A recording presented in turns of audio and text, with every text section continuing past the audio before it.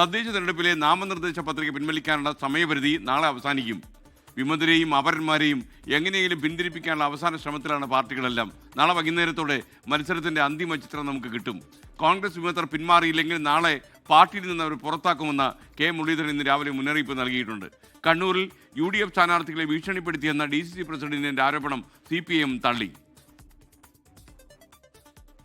എല്ലാ ജില്ലകളിലും മുന്നണികൾക്ക് തലവേദനയായി വിമതർ രംഗത്തുണ്ട്. തിരുവനന്തപുരം കോർപ്പറേഷനിൽ മാത്രം CPIM-ന് 4-ഉം കോൺഗ്രസിന് 3-ഉം വിമതരാണ് മത്സര രംഗത്തുള്ളത്. പാർട്ടിയോട് പിണങ്ങി വിമതരായ ഭൂരിഭാഗം പേരെയും CPIM പുറത്താക്കി കഴിഞ്ഞു. നാമനിർദ്ദേശ പത്രിക പിൻവലിക്കേണ്ട സമയം വരെ കോൺഗ്രസ് വിമതർക്ക് സമയം നൽകിയിട്ടുണ്ട്. അതിനുശേഷം നടപടി. നാളെ വൈകുന്നേരം 3 മണി വരെ സമയമുണ്ട്. അത് കഴിഞ്ഞാൽ പാർട്ടിക്ക് പുറത്ത്.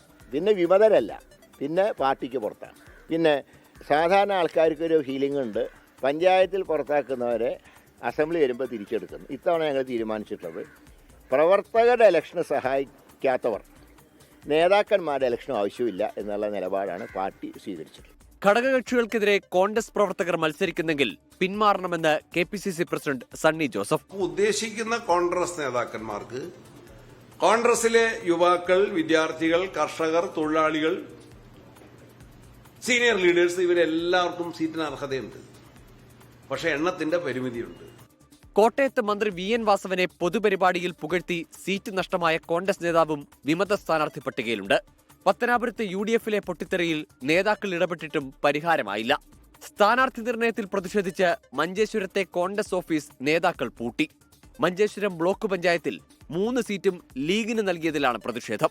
കാസർഗോഡ് ബെള്ളൂർ പഞ്ചായത്ത്, മുനിസിപ്പാലിറ്റി എന്നിവിടങ്ങളിലെ സിറ്റിംഗ് സീറ്റുകളിൽ BJP-ക്ക് വിമത സ്ഥാനാർത്ഥികളുണ്ട്. വിമതരായി മത്സരിക്കുന്നവരെ മുസ്ലിം ലീഗും പാർട്ടിയിൽ നിന്ന് പുറത്താക്കി. കണ്ണൂരിൽ UDF സ്ഥാനാർത്ഥികളെ CPIM ഭീഷണിപ്പെടുത്തിയെന്ന DCC പ്രസിഡന്റ് മാർട്ടിൻ ജോർജിന്റെ ആരോപണം CPIM ജില്ലാ സെക്രട്ടറി KK രാഗേഷ് തള്ളി. ആളെ കിട്ടുന്നില്ല, അതിനും ഭീഷണി എന്ന നെറേറ്റീവാണ്. എന്താ ഭീഷണി?